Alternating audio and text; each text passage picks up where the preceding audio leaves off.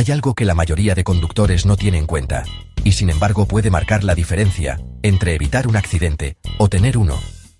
En esta lección vas a descubrir cómo mantener tu vehículo en perfecto estado, qué sistemas te protegen, incluso antes de un impacto, y cómo actuar si ocurre un accidente.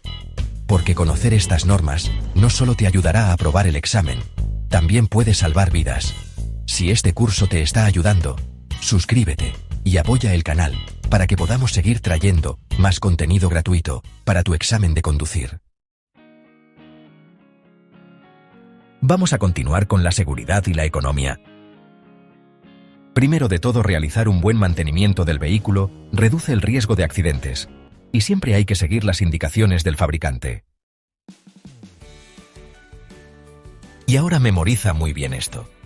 Lo que tenemos que revisar con más frecuencia son los neumáticos, los frenos, la suspensión y las luces. Como ya empezamos a ver anteriormente, nos pueden hablar de seguridad pasiva y de seguridad activa. La seguridad activa son todos aquellos sistemas que están para evitar el accidente.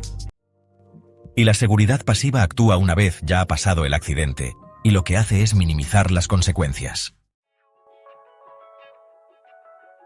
A continuación podrás ver unos ejemplos de seguridad activa, como los frenos, dirección, neumáticos y suspensión, luces y espejos o climatizador, y por supuesto los sistemas ADAS.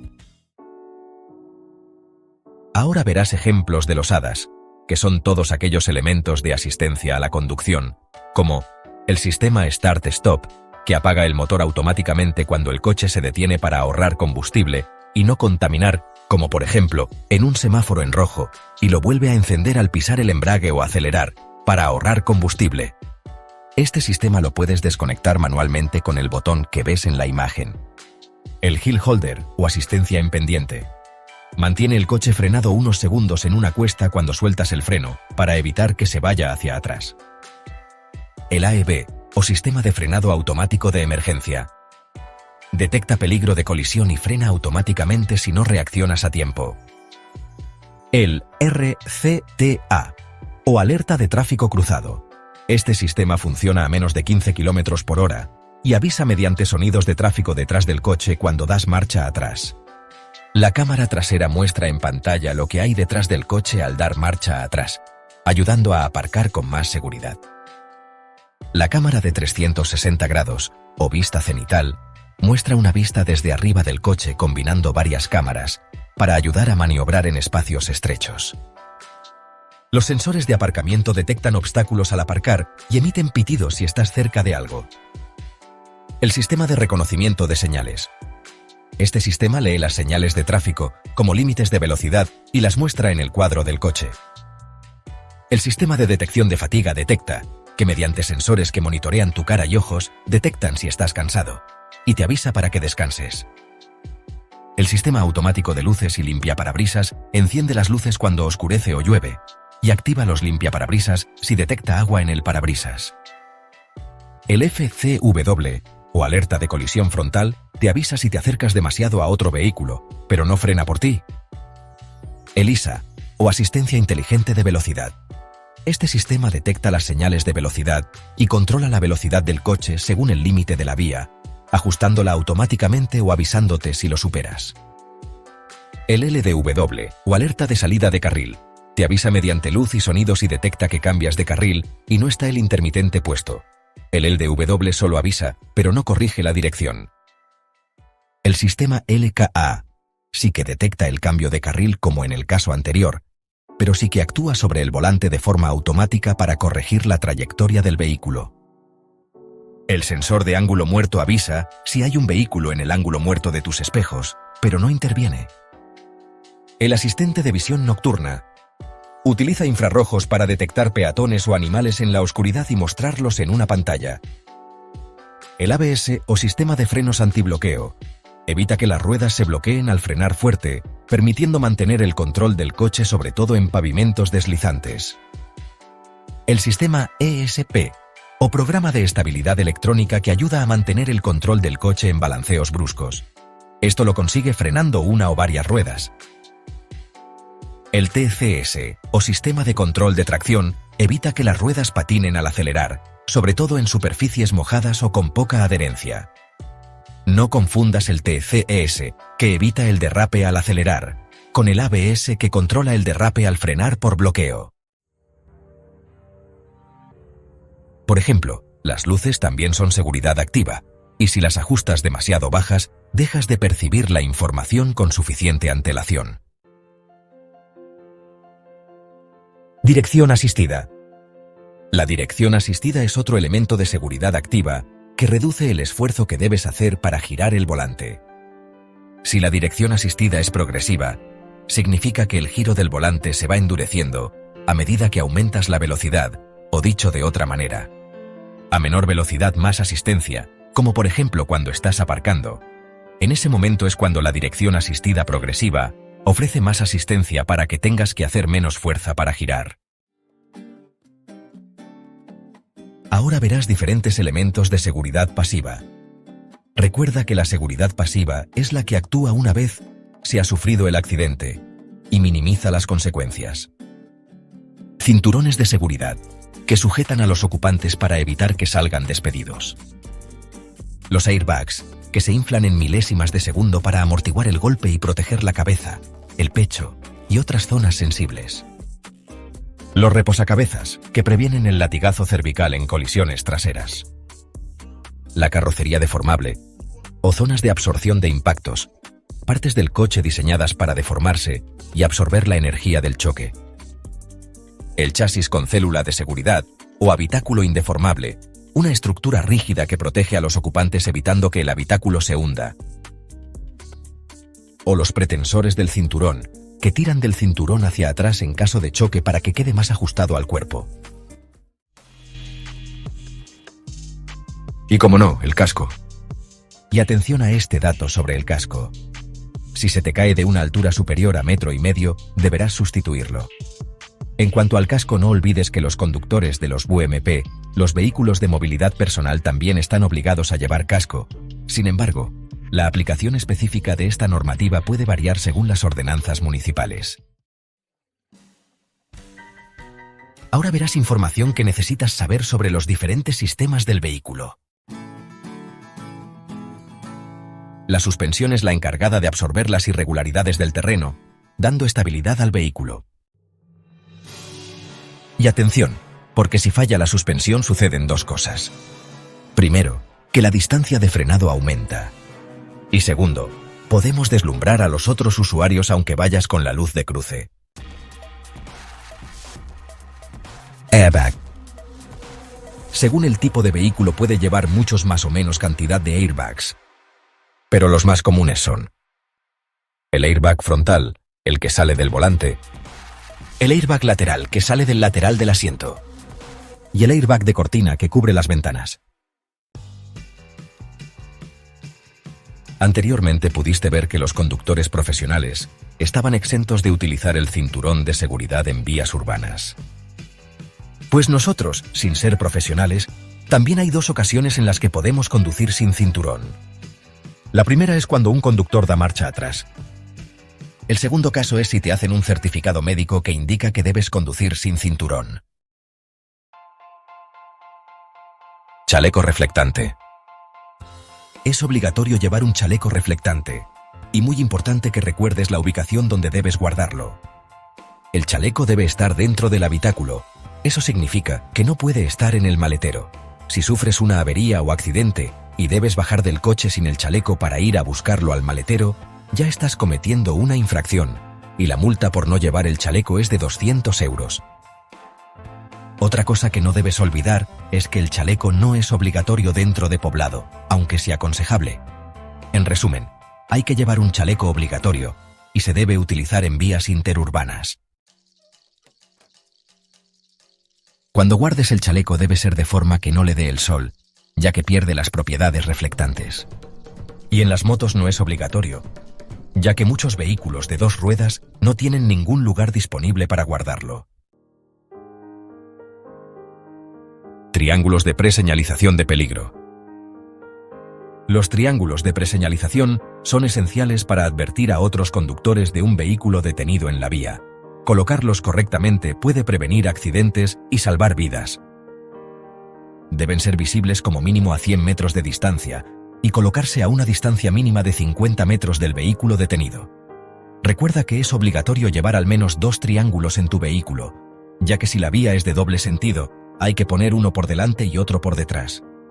Y no olvides que a partir del 1 de enero de 2026, los triángulos dejan de ser obligatorios y deben ser sustituidos por la señal luminosa V16, conectada a la DGT.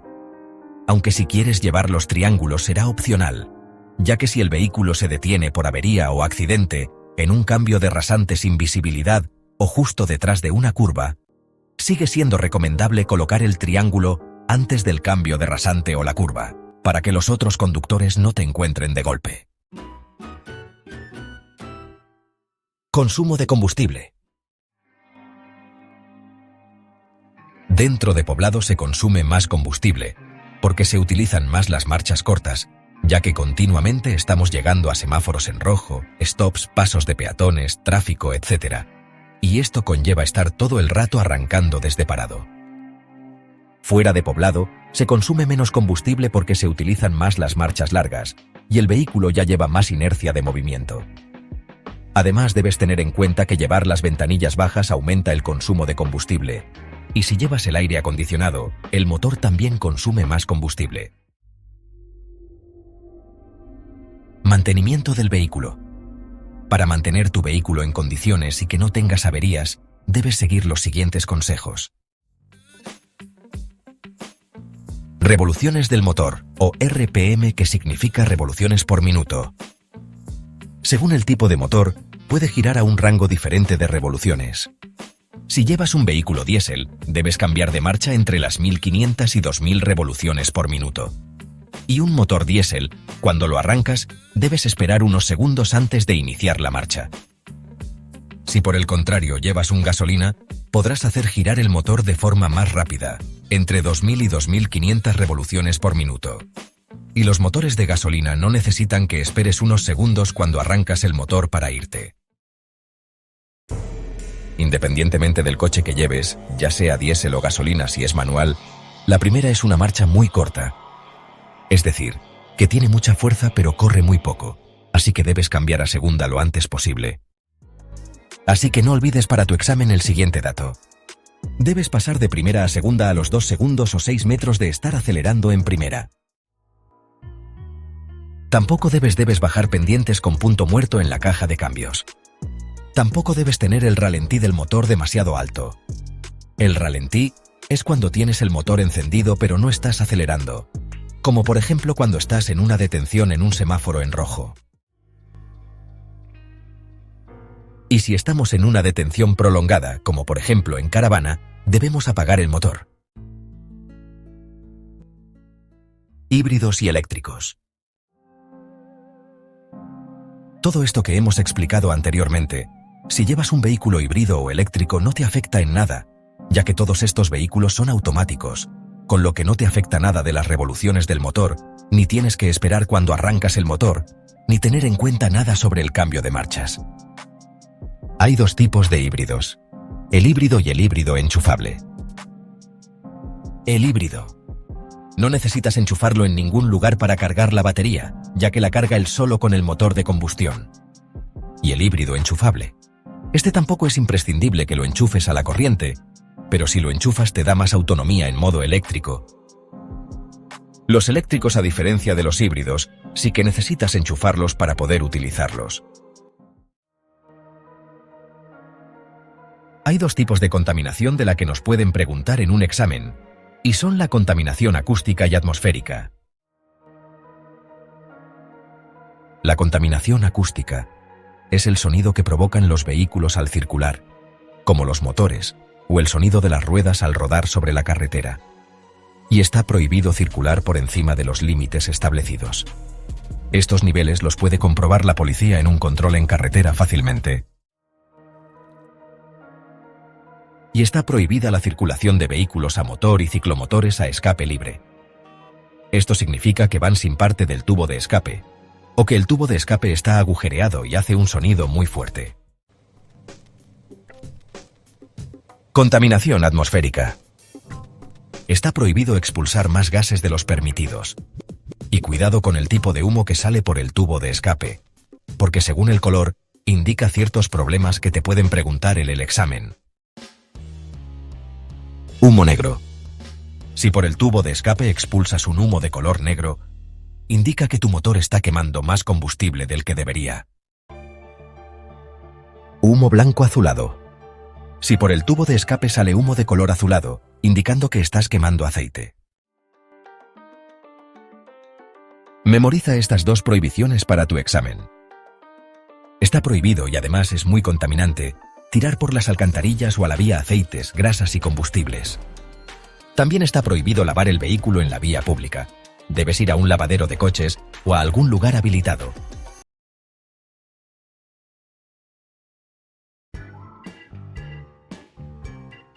Mantenimiento del vehículo. Hay 3 sistemas imprescindibles en el vehículo: el sistema eléctrico, el de engrase y el de refrigeración. Empecemos con el sistema eléctrico. Uno de los componentes del vehículo que seguro que has oído hablar es la batería. La batería es un almacén de corriente que necesitas para poder arrancar el motor. Sin batería no podrías encender el coche. Cuando giras la llave para arrancar el motor, la batería alimenta al motor de arranque, que es un pequeño motor eléctrico que hace que el motor del coche empiece a girar. Una vez has arrancado el motor, el que abastece de electricidad a todos los sistemas del vehículo no es la batería, sino el alternador. El alternador sí que genera electricidad, pero necesita que el motor esté en marcha para que lo haga girar y generar corriente. Así que recuerda muy bien esto.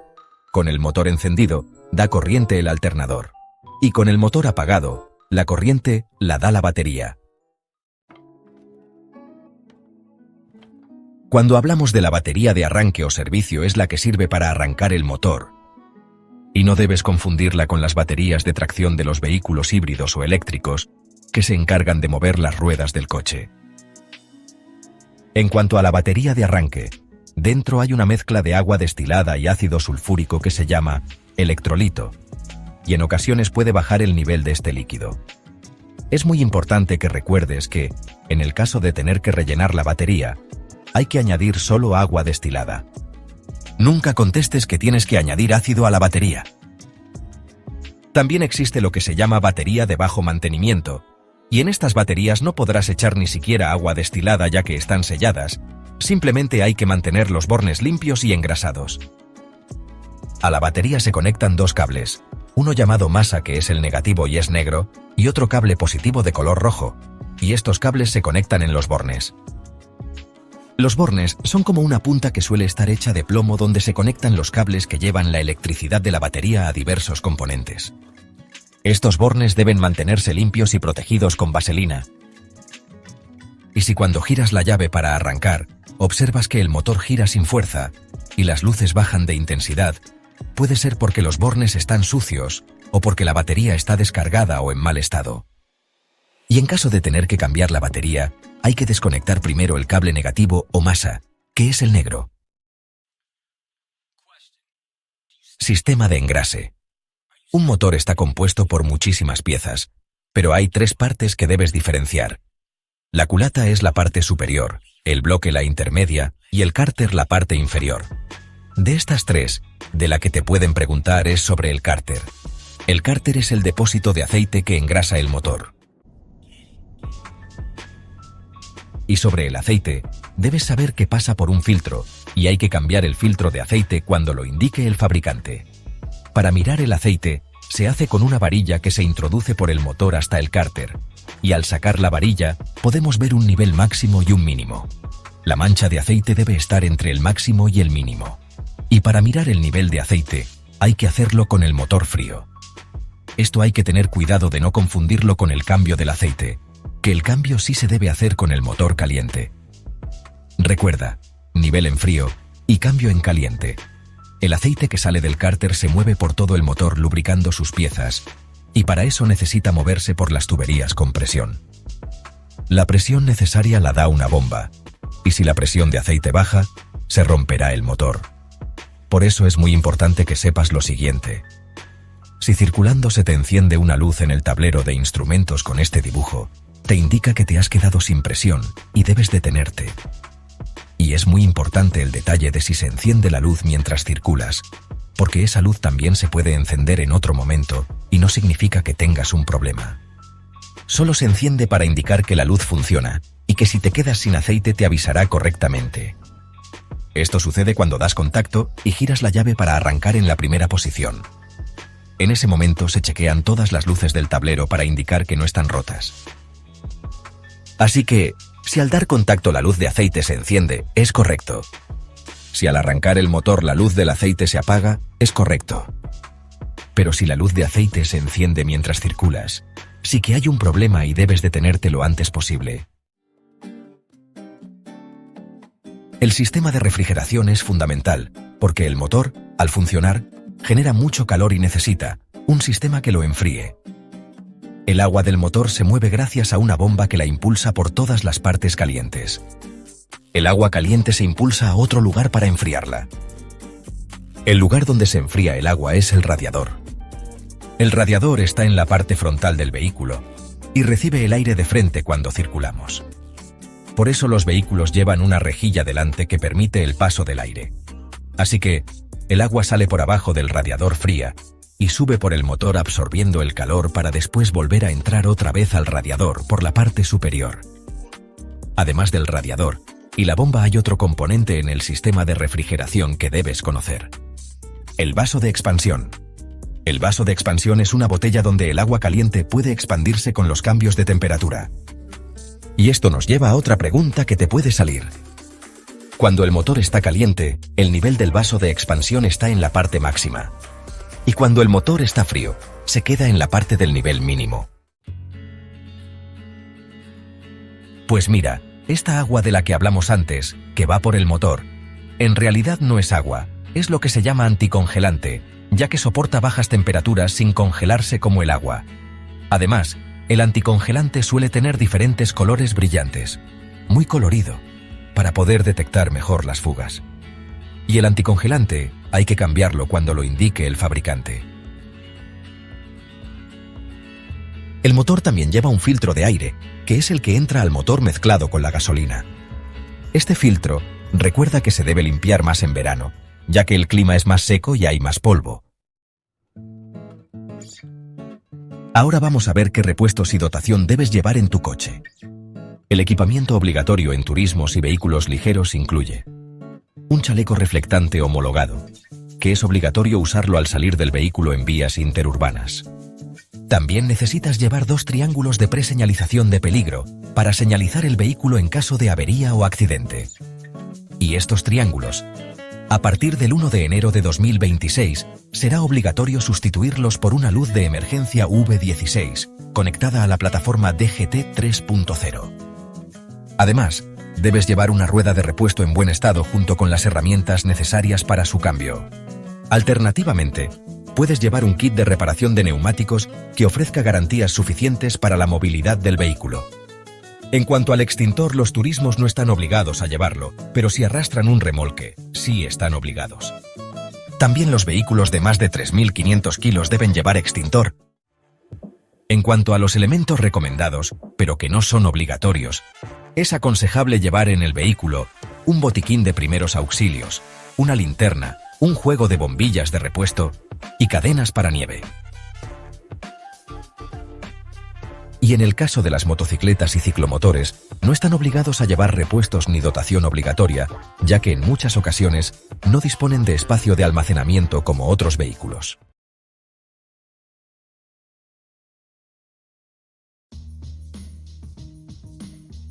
Ahora empezaremos a ver todo lo que tiene que ver con los accidentes y primeros auxilios. Durante el día, el momento en el que se producen más accidentes es a la entrada y salida de los trabajos. Y mucha atención a los datos siguientes. La principal causa de muerte entre los 15 y 29 años son los accidentes de tráfico. Y recuerda que se producen más accidentes en vías urbanas, aunque las consecuencias no suelen ser tan graves como fuera de poblado, ya que en poblado la velocidad es más baja. En interurbanas o fuera de poblado hay menos accidentes, pero son más graves, ya que la velocidad es más alta.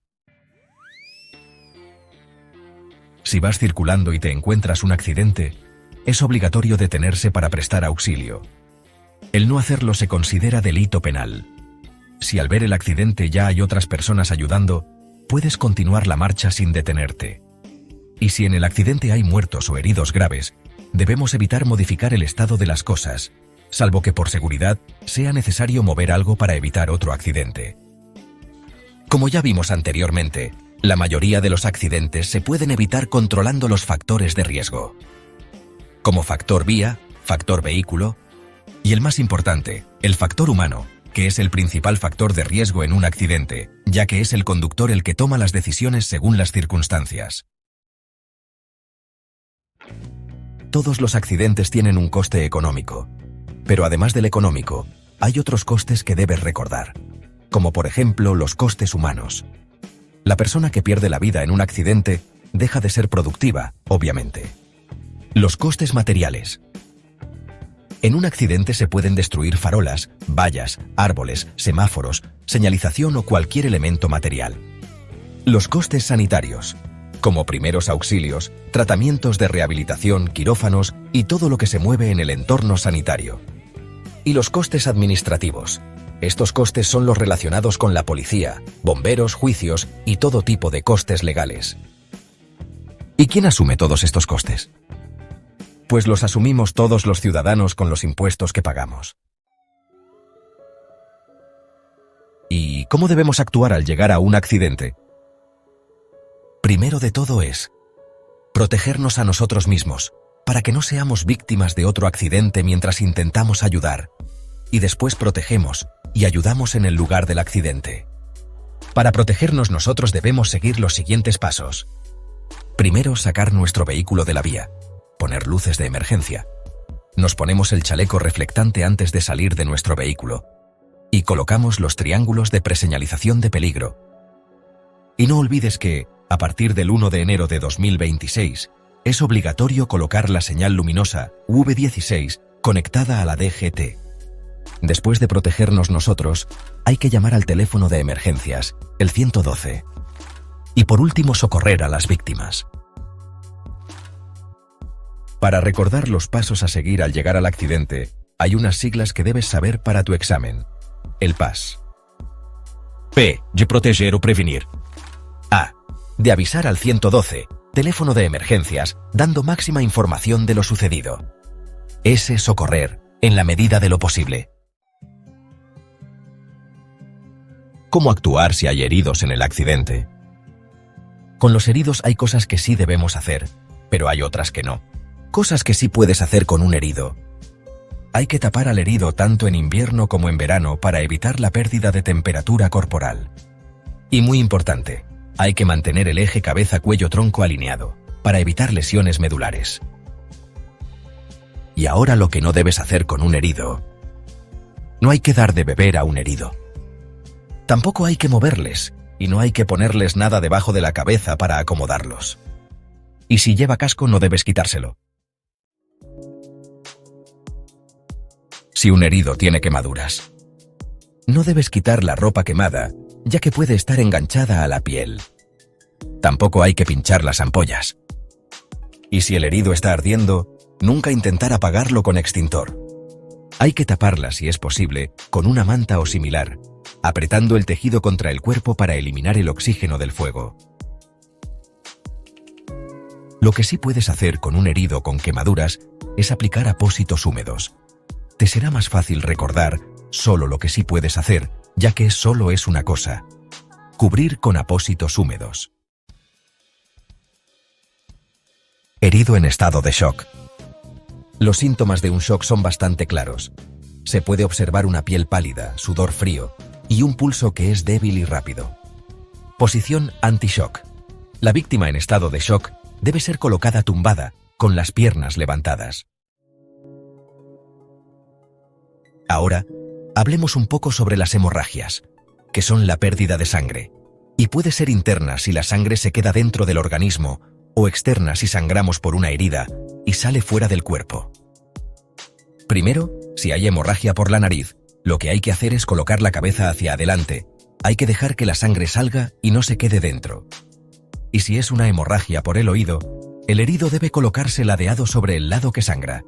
Y como en el caso anterior, no se debe taponar el sangrado.